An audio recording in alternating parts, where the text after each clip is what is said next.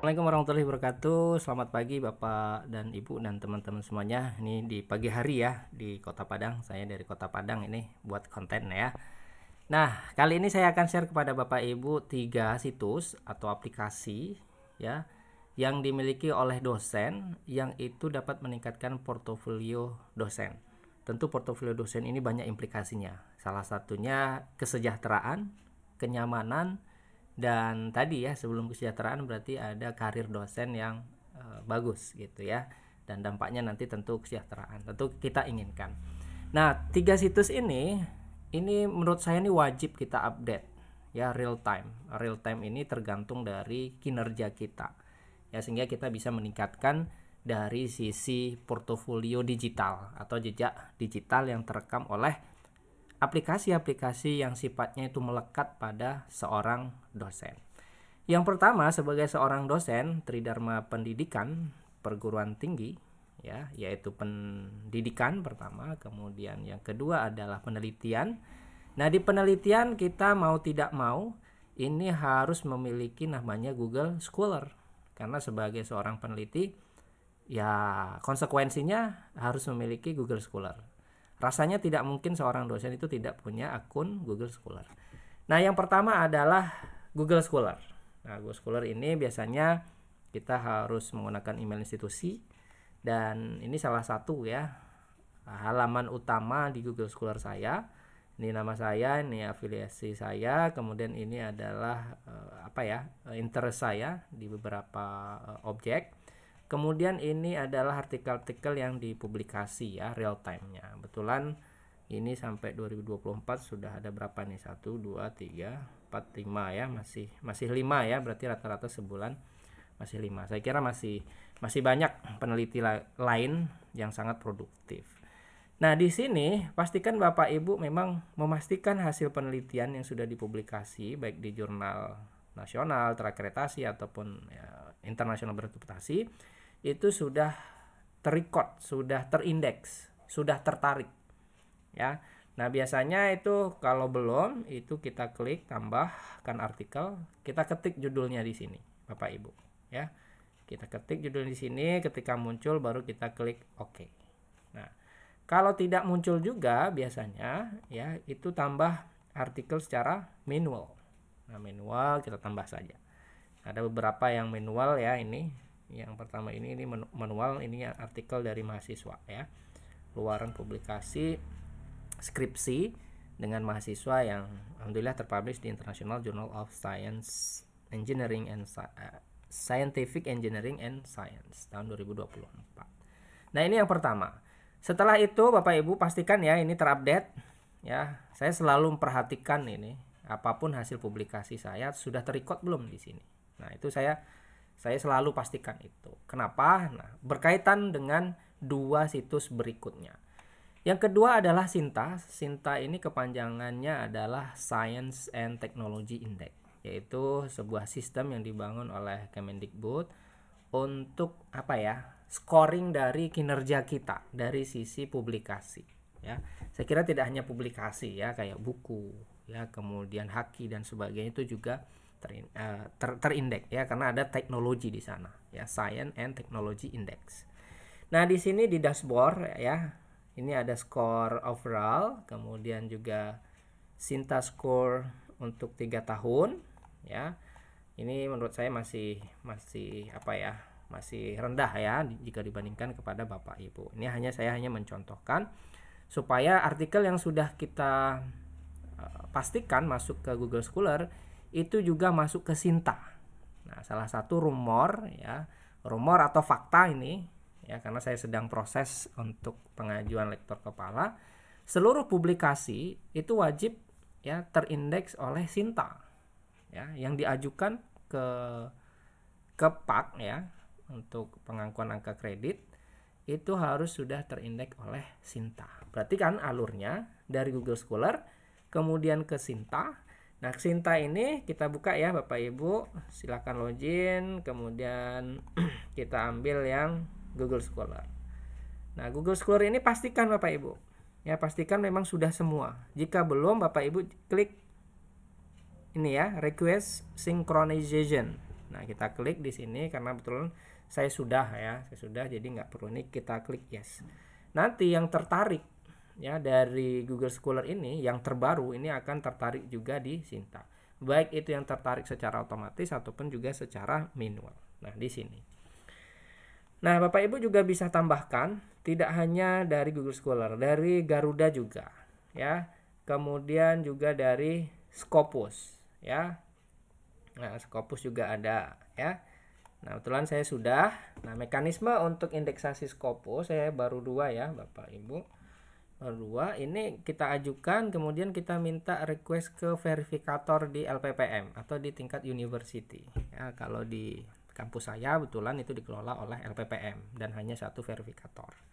Nah, Bapak Ibu silahkan kontak verifikator kampus masing-masing sehingga pengajuan publikasi kita yang terindeks Scopus ini bisa direkognisi, bisa diakui dari sistem Sinta itu sendiri. Karena kita nggak bisa, ya, kita nggak bisa khusus untuk publikasi yang terindeks Scopus ini.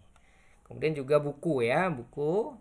Nah, buku juga sama Bapak Ibu, buku ini bisa kita ajukan tapi diverifikasi. Nah, ini buktinya Bapak Ibu silahkan lihat, ini ada 3 buku saya. Ya, ini verified by Robi Alian Skal ya. Ini adalah verifikator kami ya. Nah, ini buktinya. Dan ini sudah diverifikasi ke Perpusnas ya. Nah, silahkan diupdate Bapak Ibu. Nah, ini salah satu hasil. Kalau Bapak Ibu search nama saya Purbojat Miko Universitas Bung Hatta akan muncul ya. Akan muncul secara publik ya. Bapak Ibu bisa cek nanti mulai dari Scopusnya ya, ada 2 tadi ya, kemudian publikasinya ya. Kemudian booksnya ya. Nah, booksnya, nah ini keluar. Nah, Bapak Ibu bisa akses. Saya pun juga bisa akses siapapun yang ingin saya telusuri ya, karena prinsip saya sering ATM ya, melihat dosen-dosen muda atau dosen-dosen senior yang publikasinya tuh jadi role model, tema-temanya tuh jadi menarik. Nah, saya biasanya menelusuri dari sini ya, karena ini kan publik sifatnya. Nah, setelah Google Scholar kemudian Sinta, kita sudah memiliki Sinta overall, kemudian juga Sinta score untuk 3 tahun ke belakang. Ini salah satu hasil dari skor ini yaitu dari sisi kuantitas dan kualitas publikasi kita. Kenapa ada kualitas? Karena ada citasi di sana. Jadi kalau hanya kuantitas, kita hanya bicara jumlah. Tapi kalau dari sisi kualitas, berarti kita juga bisa bicara tentang mutu artikel dan citasi.